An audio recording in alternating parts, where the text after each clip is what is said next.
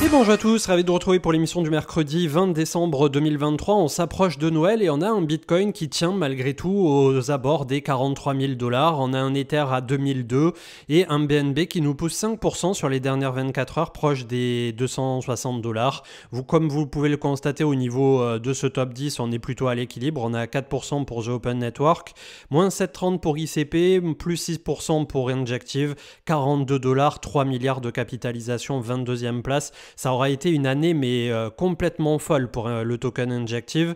On a Hedera Hgraph à plus 10%, 18% pour NIR Protocol qui se réveille un peu aussi, VeChain plus 7, plus 15 pour Stacks à la 38e place et on clôture le top 50 avec plus 4,47 pour Helium avec Arbitrum juste au-dessus.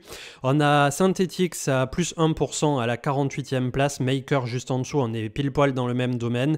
Et enfin Bonk qui est top 50 avec 1,16 milliard de capitalisation et à moins 16 sur les dernières 24 heures, mais après avoir poussé plus 300% sur le mois en cours. Du côté du 4 heures, toujours pas de regain d'intérêt sur les Open Interest. On a le Crypto Fear and Greed par contre qui est de retour à 74, pas très loin de l'extrême euphorie, c'est un peu bizarre. Et la contraction de prix se fait dans un petit biseau, voire triangle rectangle descendant. Pour le 4 heures, on va voir quelles seront les résolutions entre 40 000 en bas et les quasi 45 000 en haut, avec une belle zone de bataille qui est toujours en cours entre basiquement les 40 000 et les 42 à 43 000 $. La map de liquidité, comme vous le savez, en haut, c'est les 44 700 à 48 000 à faire tomber. En bas, on commence à 40 000, mais il faut plutôt partir en direction des 35 pour trouver un peu plus d'ordre. Du côté du crypto Twitter, donc avec Ryan Selkis de Messari qui vous propose les crypto-thèses pour 2024. C'est un rapport de 150 ou je sais pas combien de pages. En tout cas, c'est le gros rapport annuel. Et vous avez également, mais j'y viens dans un instant, celui de Hawk Invest avec pas loin de 90 pages en partenariat avec Deloitte. Donc vraiment, on a de très beaux rapports et un peu de lecture pour cette fin d'année et autour des fêtes si vous avez un peu plus de temps pour vous poser. Crypto Yoda qui nous met en avant la fractale avec le Psychology Sheet Market Cycle qu'on a que trop souvent vu sur la chaîne. Donc je reviens pas dessus. Toutes les phases sont décrites ici avec ce qui est en train d'arriver et on pourrait avoir effectivement une correction sur le premier trimestre 2024. En tout cas, ça pourrait être par rapport à cette année 2023 qui a été très haussière pour le marché crypto et qui nous ramènerait de 45 à 50 000 $ selon où l'on s'arrête pour le mouvement très court terme, vers les 30 à 35 000 $ avant de repartir entre 2024 et 2025 vers des nouveaux points hauts. Cryptost, BlackRock met sa demande d'ETF Bitcoin Spot à jour et dévoile son ticker. Donc ça sera IBIT, IBIT sur le Nasdaq et petit à petit les pions sont en train d'avancer et on pourrait avoir la réponse autour du 10 janvier 2024. Une Folded qui met en avant la profondeur de marché donc au niveau du Bitcoin et on peut constater que malgré tout on a Kraken qui est toujours bien en lice par rapport au daily 1% market depth. Donc basiquement c'est la profondeur des order books, c'est la profondeur des différents échangeurs et ce qu'appelle dans la bourse traditionnelle, dans la TradFi, le flottant. On a très peu de flottants finalement, de vrais bitcoins qui sont en circulation. On parle de quelque chose de l'ordre de 3 à 4 millions sur les famosos 21 millions qui ont été pas tous émis à ce jour. On est autour de 18,5-19 millions. Mais voilà, d'ici 2130 ou 2150, on devrait en avoir 21 millions. Et pour autant, on a beaucoup de produits dérivés, comme on l'a vu avec Arnaud Salomon de Montpellerin dans l'émission de ce lundi que vous avez en replay d'ailleurs. Vous pouvez avoir beaucoup plus de BTC papier, entre guillemets, au marché via les futurs et les options. Avec Coins.fr, Cypher Mining qui a fait l'acquisition de plus de 37 000 Antminer T21 de marque Bitmain. L'investissement devrait permettre au hashrate du mineur BTC coté en bourse d'atteindre près de 15 hexa, enfin c'est EH par seconde. Les pros des mathématiques, vous me corrigerez dans les commentaires. Avec Cryptost, donc 3 semaines seulement avant que la SEC ne doive se prononcer définitivement pour Ark Invest et Venture Shares, donc c'est exactement ce qu'on vient de voir à l'instant. Je reviens pas sur le teaser des 200 pages donc de Messari, c'était pas 150 ni 180, on est quasiment à 200 pages. Avec Goku, un fonds de 78 millions de dollars a été débloqué par les plus grands acteurs de la crypto pour promouvoir les candidats pro-crypto lors des élections américaines de 2024. On compte parmi eux Brian Armstrong de Coinbase, Brad Garlinghouse de Ripple, Tyler et Cameron Winklevoss de Gemini, anciennement Facebook, puisqu'il y avait eu un settlement avec Mark Zuckerberg, mais en gros, à l'origine, voilà, c'était tous ce joli petit monde derrière Facebook premier du nom, à la toute origine, pour ceux qui n'ont pas vu le film ou qui ne connaissent pas l'histoire. Et enfin, Andreessen Horowitz à A7Z, donc qui est là aussi très connu en termes de fonds et d'investissement par rapport au marché crypto. Donc on voit que ça prépare déjà un peu l'après-élection et qu'ils essaient voilà, de se positionner par rapport à cette année 2024 qui pourrait être très intéressante. On a Bitwise qui a préparé son spot télévisé par rapport à l'arrivée de son ETF spot Bitcoin. Donc ça y est, c'est déjà prêt et ça circule aux États-Unis. Tino Bourse qui nous partageait le biseau descendant de PayPal qui pourrait rapidement casser à la hausse, en tout cas à surveiller puisque ça fait beaucoup de temps que PayPal est baissier et on verra par la suite donc s'il arrive à s'extirper de cette figure pour nous faire une petite hausse. C'était Income Sharks également qui partageait à peu près le même graphique hier. Coins.fr avec l'EuroC qui est l'émetteur de stablecoin américain Circle débarque sur Solana. Le jeton adossé à l'euro était déjà disponible sur d'autres réseaux et notamment celui de Ethereum ERC20.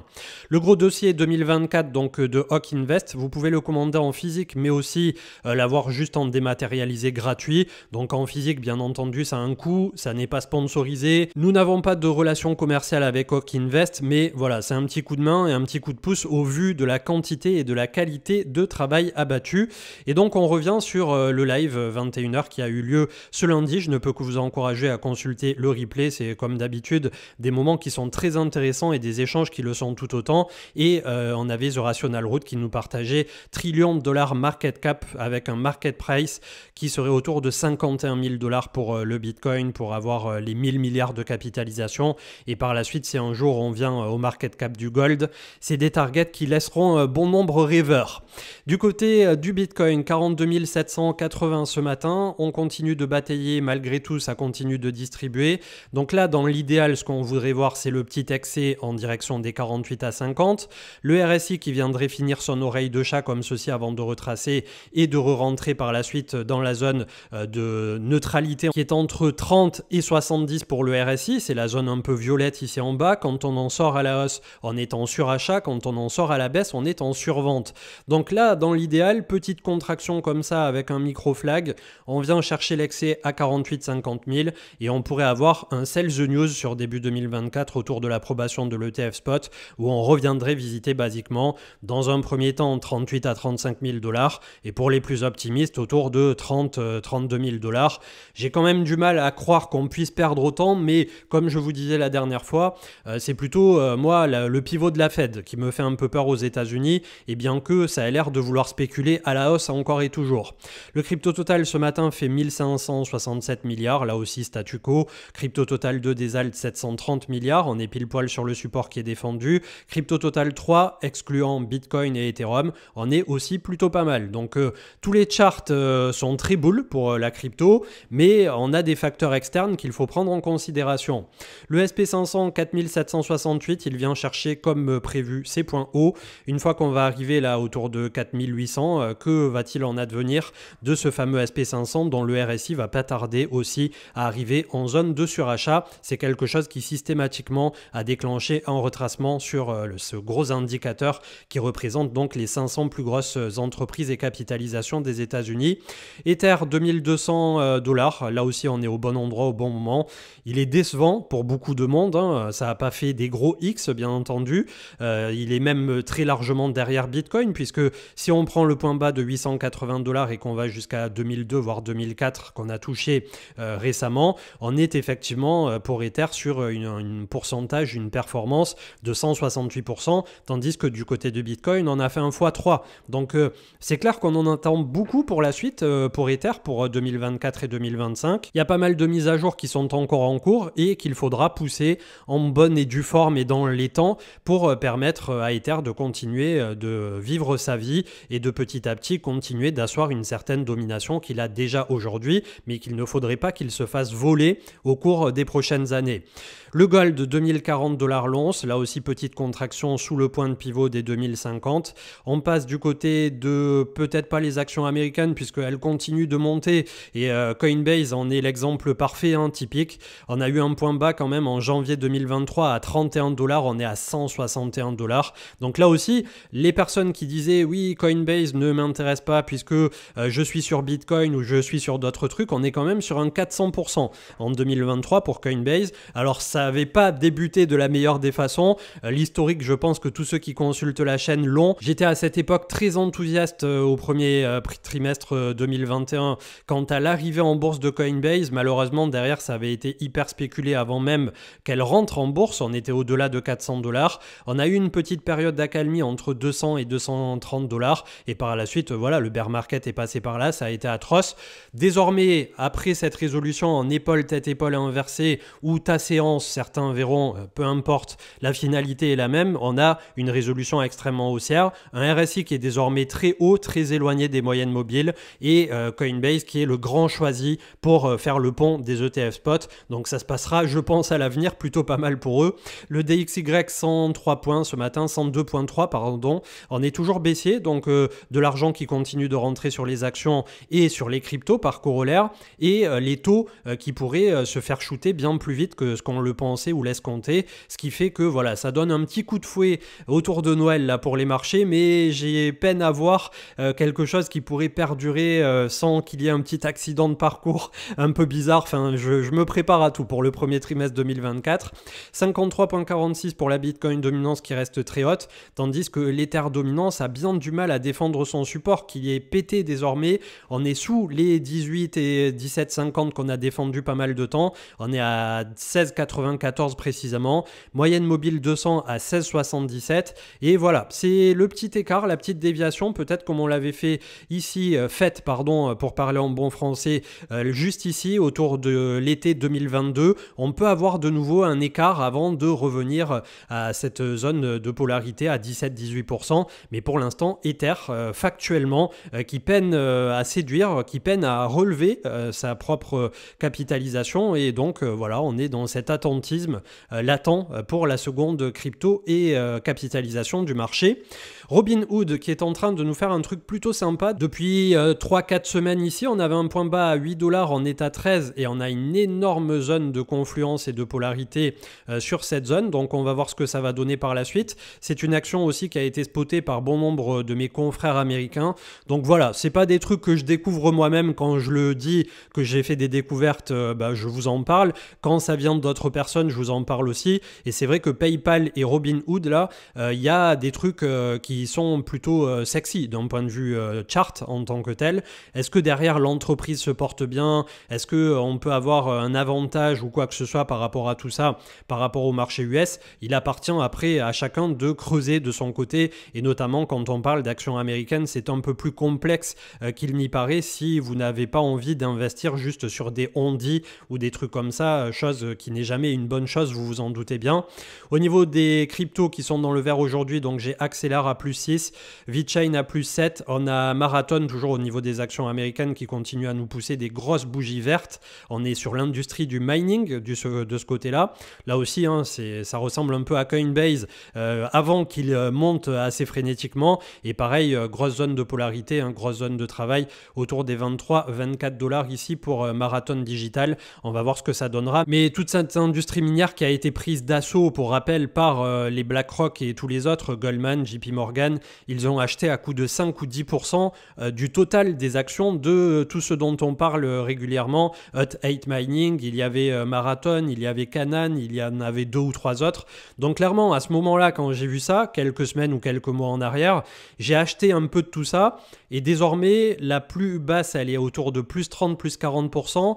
Et sur Marathon, je sais pas si je suis pas à plus 100 ou plus 140 et encore que j'étais rentré extrêmement tardivement. Donc je sais pas là aussi ce que ça pourra donner plus tard. On a un RSI hebdomadaire qui est très haut. C'est peut-être pas le moment de FOMO sur tous ces trucs, mais clairement, on a eu une année 2023 qui a été assez extraordinaire et pour les cryptos et pour ce qui est assimilé de près ou de loin aux cryptos.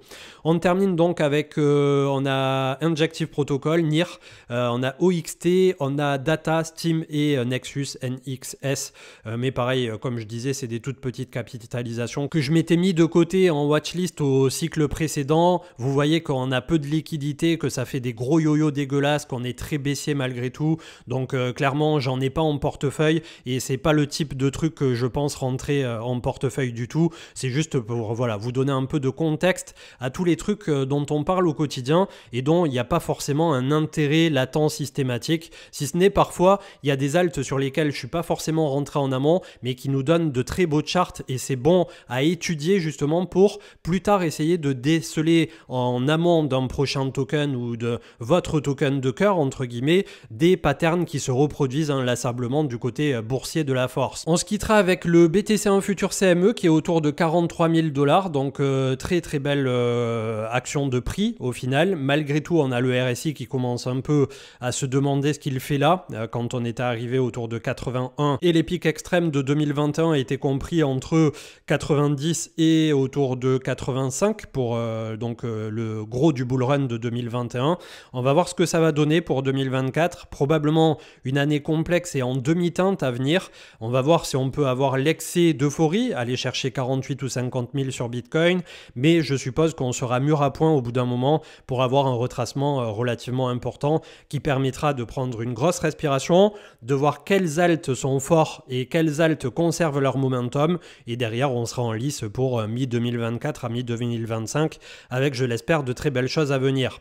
Je vous souhaite une excellente journée. Je ne sais pas quand est-ce que je vous retrouve puisque désormais on est typiquement dans la période des fêtes, donc ça va être family first, vous vous en doutez bien, et je vous souhaite d'ailleurs à ce sujet, si on ne se revoit pas entre temps, d'excellentes fêtes de fin d'année, d'excellentes fêtes de Noël pour ceux qui le fêtent, et voilà, c'est une période qui est propice à justement s'occuper de toute sa famille, d'essayer de faire plaisir autour de soi et d'essayer de faire le bien tout simplement pour permettre à tout à chacun de profiter un peu, même quand je sais, il y a des personnes qui le passent seules ou qui justement n'ont pas forcément l'entourage adéquat ou des trucs comme ça. Il y avait des personnes des fois qui nous disaient sur le Discord, ben voilà, basiquement je suis seul pour Noël ou des trucs comme ça. Ben, essayez de rentrer en contact avec des personnes. Je suppose qu'il y aura toujours une personne, même justement de cet aspect communautairement parlant, qui sera à même de passer un moment avec vous, si vous vous retrouvez à deux personnes qui seraient seules pour Noël ou des trucs comme ça. On n'y pense pas forcément, mais parfois ça fait plaisir, voilà, de pouvoir échanger un petit instant, un repas, un moment, et je vous souhaite donc de passer les meilleures fêtes possibles qu'il soit en fonction de la situation de chacun, bien entendu. Très bonne journée, très bonne fin de semaine si on ne se revoit pas d'ici là, et je vous dis à plus tard. Ciao, ciao.